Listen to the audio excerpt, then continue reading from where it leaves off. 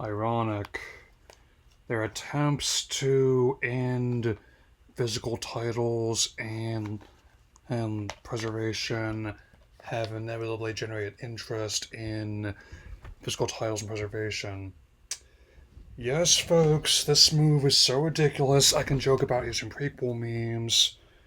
And now that I got that bit out of the way, welcome to my gaming vlog for July 2026.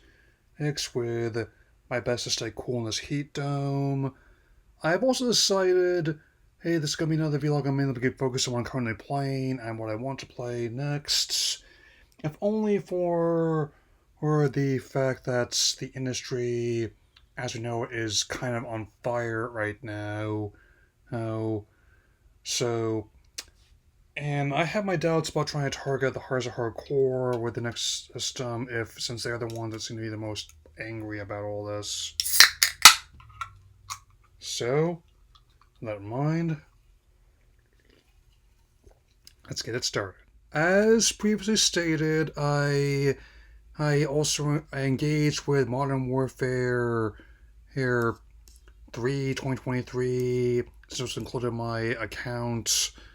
And it's the first time I've done so since initially launched in 2023, and I did not particularly care for it. I decided to take a break after getting stuck on the deep cover mission.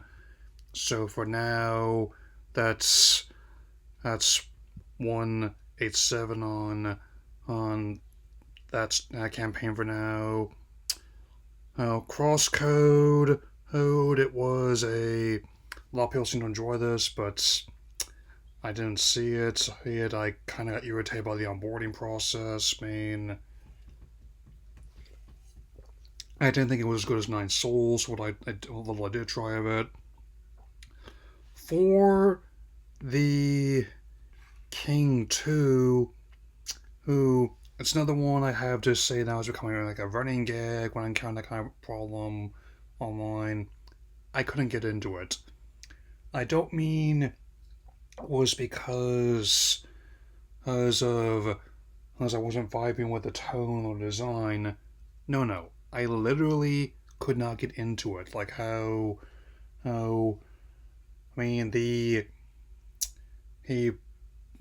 I found the tutorial whole process intrusive, at which point I decided just to go back to some things that tend to keep in rotation a lot. I am on my second playthrough of Spider-Man 2, who going with hustle completion, and also there's gonna be a new super brand new day, which I got my ticket towards the Odyssey as well.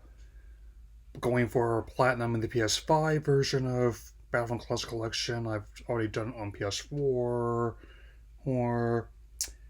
And I'm also still practicing on Gitaru Man, and even though I personally don't think that jumping ship to PC is gonna be enough to move the needle, really. I'm not doing a whole lot besides observing the situation currently. I will say this. If they are serious about these plans, and I'm saying if they are, assuming what I said, I intend to get as many of the legacy titles as I can on my PS3,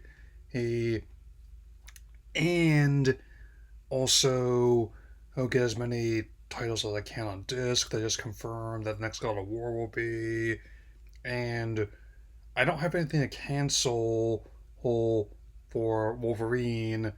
And better yet, I would actually pledge to get that one on the disc. So if you want it, Sony, come and claim it, bub. Switching to the front of the Switch 2, I have continued my journey through the Mario Kart world, old Fremont map, and found yet more secrets. gathered more peace medallions, completed more challenges, including ones I just found, and flipped a few more of the question mark switches. Also doing more Sonic Racing Cross Worlds. I actually was able to unlock the Legend status as after a while. I'm having fun with the Classic like DLC, a race certain car.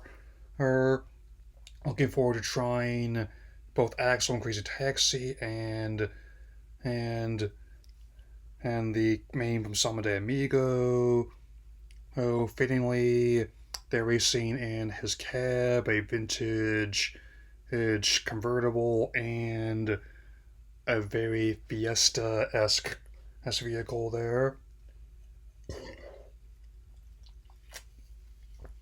And I'm also currently on the Raiders Splatfest for Splatoon 3 on Team Tactics. I am definitely looking forward to paying off Splatoon Raiders fairly soon.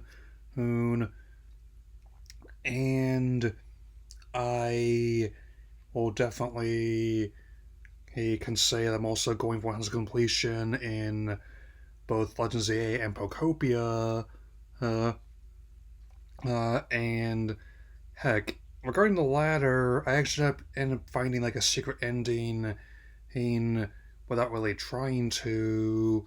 Who I won't say how you do it, but it involves the lighthouse house on the first island you wake up on the Wither Wasteland. I've taken a coin that's wistful old Viridian town, and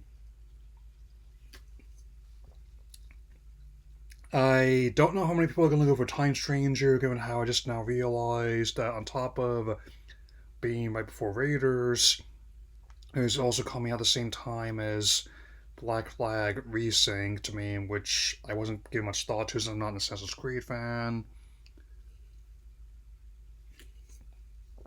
However, I am quite pleased is at the reveal the stealth drop of some new old titles on Game Boy Classics and Game Boy Advance Classics.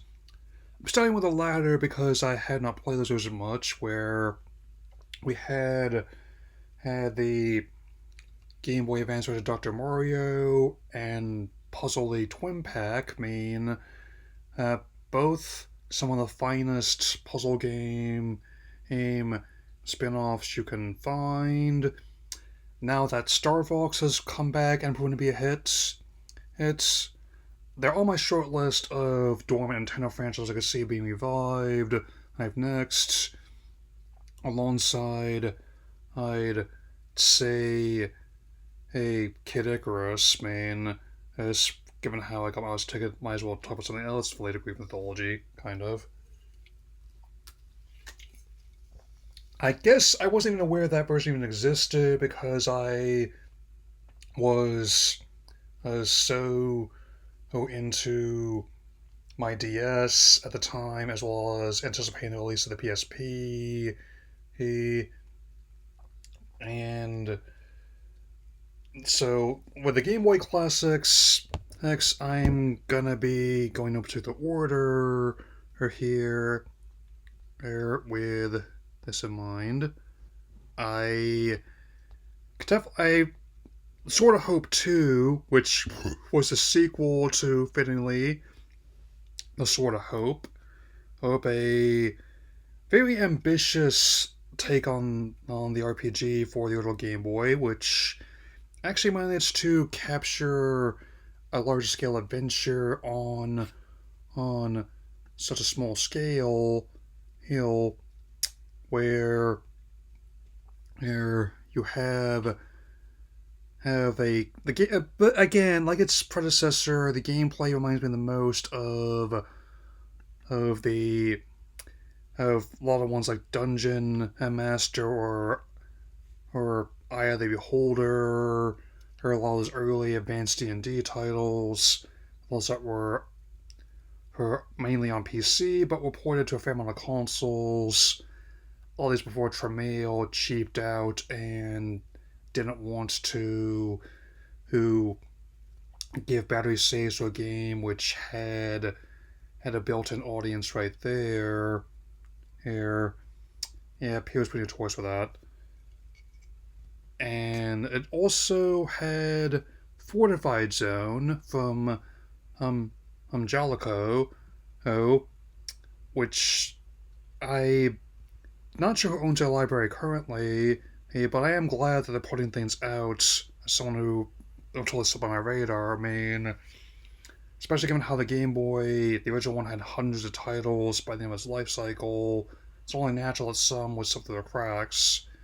I mean, it's not as good as Contra or Blaster Master are, but it's a decent and paramilitary shooter. And now, the highlight of this drop here. Yes, folks, out of all the ones I've been part of this drop, up after a large amount of silence, there's another stealth drop, and we see the return of Wario Land, Super Mario Land 3, meaning all three of that trilogy are now on Game Boy Classics, and now most of the Wario Land titles are, I believe. I mean, I will have to keep an eye on whenever the second game comes online. But it was the first time that I believe Wario took center stage and showed how he is very much Mario's antithesis, whereas Mario is typically a very friendly, personable character. Wario is mainly driven by greed and antagonism, so no wonder Muskrat cosplayed as him on SNL that time. Fitting. So you have to basically go through a series of platforming challenges while wearing multiple hats and multiple senses to reclaim a vast amount of treasure. You start out with like a safari hat. You can also unlock a Viking helmet to break through walls, and my personal favorite, a dragon hat that lets you breathe fire to defeat some enemies. I kind of like doing that to take out some of the bosses.